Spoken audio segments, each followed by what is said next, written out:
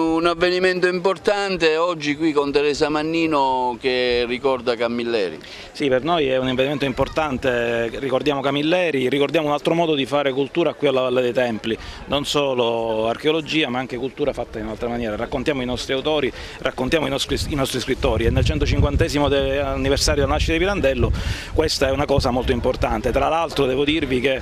l'assessorato ai beni culturali in questi giorni ha approvato un decreto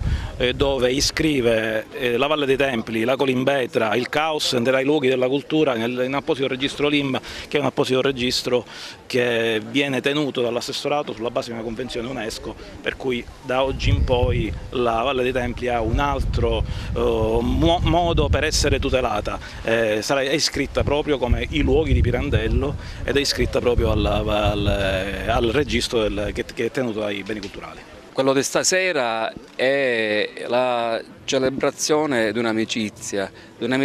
tra Teresa Mannino e la nostra città, la Valle dei Templi, il Giardino della Colimpetra, la bellezza che questi luoghi esprimono. È la terza volta che torna qui con noi. Noi ne siamo felicissimi, lei ha compreso che questa città sta cambiando, questa città si sta evolvendo e che sta mettendo al centro di se stessa quando c'è di più prezioso. Lo vede nell'impegno del FAI, lo vede nell'impegno del Parco della Valle dei Templi. Questo è il motivo per cui Teresa è venuta qui in amicizia e ha accolto il nostro invito a venire a celebrare la nostra storia e la nostra straordinaria forza della terra e della cultura siciliana. Questa serata speciale organizzata dal FAI e quando il FAI e soprattutto Peppe Leopilato mi ha chiamato dal giardino della Colimpetra e mi ha detto: vuoi venire a fare una serata a Agrigento nella Valle dei Templi a parlare di Camilleri? Cosa potevo dire? Per forza sì,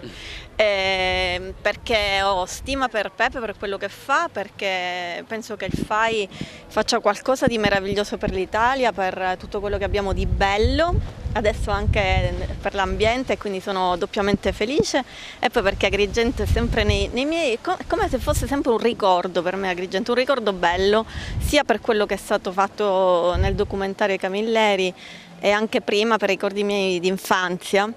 E quindi stasera insomma chiacchiereremo, parleremo un po' di quello che è stato il dietro le quinte di questo documentario e poi vedremo il film, che è la cosa più bella che ho fatto, quindi ne vado molto fiera. È un'iniziativa importantissima, c'è tantissima gente, quindi la raccolta dei fondi è andata bene, siamo felicissimi di avere Teresa Mannino, pensiamo anche a Pirandello che aveva fatto il saggio sull'umorismo e chi meglio di Teresa Mannino sa riprendere questo umorismo e quindi questi momenti di riflessione insieme al sorriso. Prosegue molto bene, devo dire, la collaborazione tra il Parco della Valle dei Templi e il FAI, sia a livello nazionale che anche con i responsabili della Colimbetra, che hanno deciso di svolgere in questo luogo che si presta benissimo a questa manifestazione. Quindi noi siamo veramente contenti che questa manifestazione di livello nazionale si svolga in questo luogo.